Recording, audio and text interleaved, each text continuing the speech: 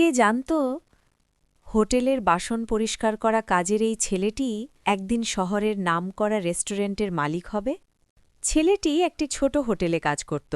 ভোর থেকে রাত নীরবে বাসন মাজত, মেঝে পরিষ্কার করত। স্বপ্ন ছিল, কিন্তু সুযোগ ছিল না।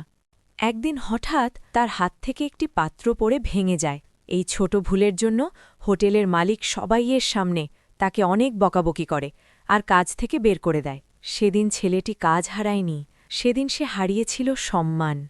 কিন্তু সে অপমানকে দুর্বলতা বানায়নি, সে সেটাকেই শক্তিতে বদলে ফেলেছিল।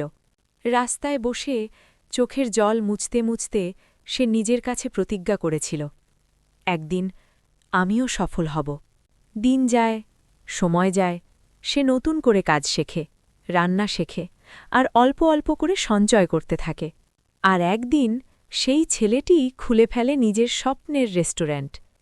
আজ মানুষ তার রেস্টুরেন্টের নাম জানে, তার সংগ্রামের গল্প জানে।